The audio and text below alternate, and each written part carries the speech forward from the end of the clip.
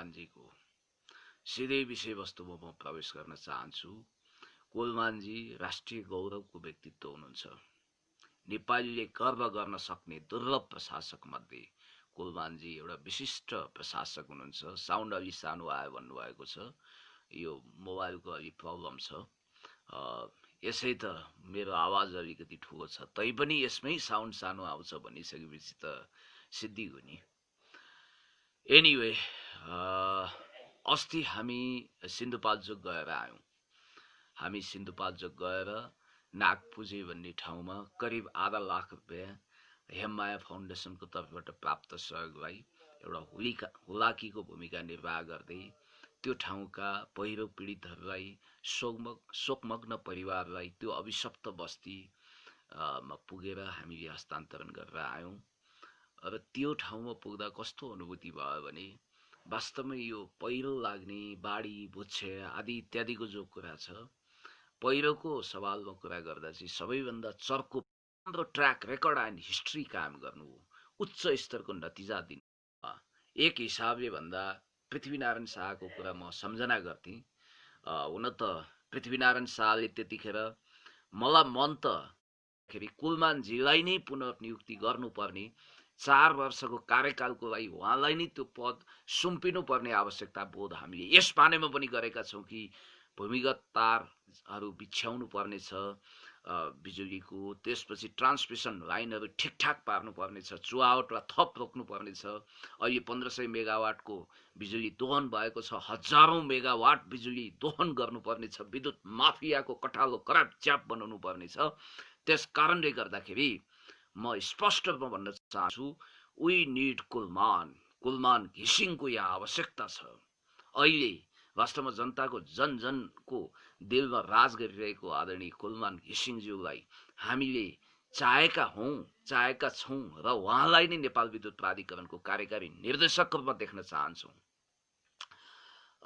अब कुलमानको हिडन इच्छा त्यो छैन, अथवा एउटै क्लासमा दोहोरिन चाहनुहुन्न, एउटै पदमा फेरि दोहोरिन चाहनुहुन्न। सचिवज्यू नमस्कार भन्ने त्यो पद, मन्त्रीको अगाडि जी हजुरी गरेर हात मोल्नुपर्ने त्यो पद उहाँलाई प्रियकर लागेन भने प्रोटोकलको हिसाबले त सचिव वा मन्त्री भन्दा तल हुन्छ नि त नेपाल विद्युत प्राधिकरणको कार्यकारी निर्देशक पद।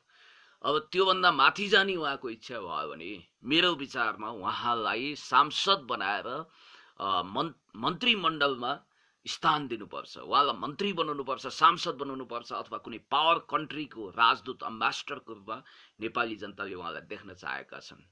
त्यस कारणले गर्दाखेरि अलिकति महत्त्वकांक्षी, अलिकति सर्भिस डेलिभर गर्न सक्ने मान्छेलाई राइट म्यान इन राइट प्लेसको सिद्धान्त अनुसार सर्वप्रथम त उहाँको चाहना यदि छ भने उहाँलाई नेपाल विद्युत प्राधिकरणको कार्यकारी निर्देशकमा पुनः दोहोऱ्याउनु पर्छ। होइन त्योभन्दा माथि सोपानमा उहाँ जान चाहनुहुन्छ, तरक्की गर्न चाहनुहुन्छ, धेरै राम्रो काम गर्न चाहनुहुन्छ, सचिव अथवा त्योभन्दा ठुलो पोस्टमा उहाँ जान चाहनुहुन्छ भने सो अनुसार कुलमानजीलाई पुरस्कार दिनुपर्छ। उहाँको कामको उच्च मूल्याङ्कन गरेर, उहाँको ट्र्याक रेकर्ड एन्ड हिस्ट्रीलाई सम्मान गरेर, जनभावनाको कदर गरेर कुलमानजीलाई अगाडि आउने मौका दिनुपर्छ। मलाई आशा भरोसा विश्वास छ कुलमानजी लोकतान्त्रिक गणतन्त्रमा विश्वास गर्नुहुन्छ। त्यस कारणले गर्दाखेरि फजुल फन्टुस कुरामा उहाँको रुचि पनि छैन। उहाँ अगाडि बढ्नुहुन्छ, काममा विश्वास गर्नुहुन्छ, एक्सन ओरिएन्टेड हुनुहुन्छ, गुड म्यानेजर हुनुहुन्छ, कपासिटी राम्रो छ, अन्तर्राष्ट्रिय स्तरको क्षमता छ, इमान्दारिता छ, नैतिकता छ। त्यस कारणले गर्दाखेरि कुलमानजी नेपालको लागि अति आवश्यक व्यक्तित्व हुनुहुन्छ, रियल हिरो हुनुहुन्छ। रियल हिरो कोही छ भने कुलमानजी नै हो भन्ने मेरो ठम्ब्याइ हो। काम नतिजा उहाँले देखाउनु हो, रिपोर्ट कार्ड अच्छा खासा बहुत राम्रो उहाँले दिनु हो।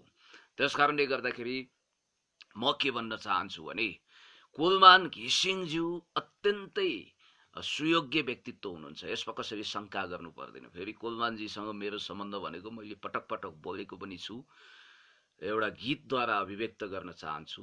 चिनारी हाम्रो धेरै पुरानो रहे झै लाग्दछ, यो नारायण गोपालको गीतको भाव जे छ त्यस्तै छ कुलमान घिसिङज्यू र मेरो सम्बन्ध। मैले अज्ञात हिसाबले अथवा मलाई थाहै थिएन कुलमानजीसँग त्यो अज्ञात समयको एउटा फल भन्छु म त्यसलाई, उहिले भेटिसकेको रहेछु। मेरा एकजना आफन्त त्यतिखेर संयुक्त जनमोर्चाको सांसद हुनुहुन्थ्यो। हामी पनि संयुक्त जनमोर्चा माओवादी आन्दोलनको पूर्ववर्ती रूप एउटा जनमोर्चा भने एकता केन्द्रको घटक थियो त्यो संयुक्त मोर्चा। त्यसको म पनि एउटा सक्रिय कार्यकर्ता थिएँ। 2049 सालमा कुलमानजी हाम्रा एकजना संयुक्त जनमोर्चामा रामेछापबाट जितेका एकजना सांसदज्यूको घरमा डेरामा आउनुभएको थियो। उहाँको पिताजीसँग उहाँको ब्याकग्राउन्ड पनि अहिले त लुकाउनु पर्ने कुरा केही पनि छैन। संयुक्त जनमोर्चा थियो, त्यसकारणले गर्दाखेरि त्यहीँ भेटेको रहेछु भन्ने कुरो चाहिँ पछि त्यो सांसदजीको पारिवारिक सूत्रबाट मलाई जानकारी प्राप्त भयो र कुलमानजीको पिताजी पनि संयुक्त जनमोर्चा ब्याकग्राउन्डको हुनुहुन्छ। उहाँहरू गणतान्त्रिक सोच र चेतनाको व्यक्ति हुनुहुन्छ। त्यसैले गर्दा मलाई थाहा छ कुलमान घिसिङज्यू कसैको बहकाउमा लाग्ने, जस्तो कि अब रमेश खरेलज्यू पनि केही समय हो कि क्या हो भनेर प्रभावमा पर्न खोज्नुभयो, तर स्वच्छ छविको रमेश खरेलज्यूले निकै छिटो त्यो चक्रव्यूहबाट आफूलाई अभिमन्यु हुनबाट जोगाउनु भयो र उहाँ अहिले सही ट्र्याकमा हुनुहुन्छ रमेश खरेलज्यू। न त उहाँलाई पनि मान्छेले घेरघार गरिसकेका थिए, तपाईँलाई थाहा छ। त्यसैले म भन्न चाहन्छु कुलमान घिसिङज्यू तपाईँ कुनै यस्तो नयाँ पार्टी खोल्ने केही गर्ने यो भन्दा पनि तपाईँ एउटा गणतान्त्रिक चेतनाको व्यक्तित्व हुनुहुन्छ। तपाईँ अगाडि बढ्नुपर्छ, तपाईँको भविष्य उज्जवल छ र तपाईँलाई साथ दिनको लागि हामी एकदम तयार छौँ। के गर्नु पर्यो तपाईँको निम्ति हामी दिलो ज्यान दिन तयार छौँ। कुलमानजी, तपाईँले गरेका असल कामहरूको कारण आज नेपाल समृद्धि र विकासको दिशामा अगाडि बढिरहेको छ। तपाईँले यो देशभक्त समाजवादी सरकारको एउटा भावना र चाहना बुझेर, देशभक्त समाजवादी नेपाल कम्युनिस्ट पार्टीको चाहना बुझेर काम गर्नुभयो र फुल फ्लेजमा तपाईँले नतिजा दिनुभयो। अब तपाईँलाई नेपाल विद्युत प्राधिकरणको कार्यकारी निर्देशक भन्दा धेरै माथिल्लो पदमा नेपाली जनताले देख्न चाहेका छन्। तपाईँलाई मन्त्री बनाउन चाहेका छन्। हो, तपाईँ भोलि पोलिटिक्समा आउनुभयो भने डेफिनेटली अभियसली 100% भनेर त म भन्दिनँ, तर सम्भावना के छ भने तपाईँ भोलि मन्त्री हुन सक्नुहुन्छ, प्रधानमन्त्री हुन सक्नुहुन्छ। त्यसकारणले गर्दाखेरि स्पष्ट रूपमा भन्नुपर्दाखेरि कुलमानजीको लागि आवाज बुलन्द गर्न हामी तयार छौँ। उल्फा कुरा गरेर, उटपट्याङ कुरा गरेर हुँदैन, सच्चाइलाई आत्मसात गर्नुपर्छ। कुलमानजीलाई जतिखेर आपत विपद परेको थियो नि त्यतिखेर बोल्ने यिनै पुण्य गौतमहरू थिए। सायद यसको श्रेय लिन त मैले खोजेको होइन। यहाँ लङ्का हनुमानले जलाउँछ, पगडी टेडुहरूले गुज्छन्, मेहनत हामी गर्छौँ, जस अरूले लिन्छन्। खास हनी हन्टरले वीर मौरीको मह काट्छ, तर हात चाट्ने बेलामा त्यही फट्टिचर, त्यही लुच्चो, त्यही धुर्त पुग्छ। यो कुरा त यहाँको सनातन रीत हो। सायद कलीको परिणाम हात हातमा पात पातमा भने जस्तो पनि होला। मैले तपाईँलाई स्पष्ट रूपमा भनौँ, उहाँ जतिखेर चिलिमे प्रोजेक्टलाई एकदमै सफल बनाएर केन्द्रमा आउनु भएको थियो त्यतिखेर तत्कालीन ऊर्जा मन्त्रीज्यूलाई कुलमान घिसिङज्यूलाई नेपाल विद्युत प्राधिकरणको कार्यकारी निर्देशक बनाउनु पर्छ भनेर लबिङ गर्ने थोरै मान्छे मध्ये यो पुण्य गौतम पनि एक थियो।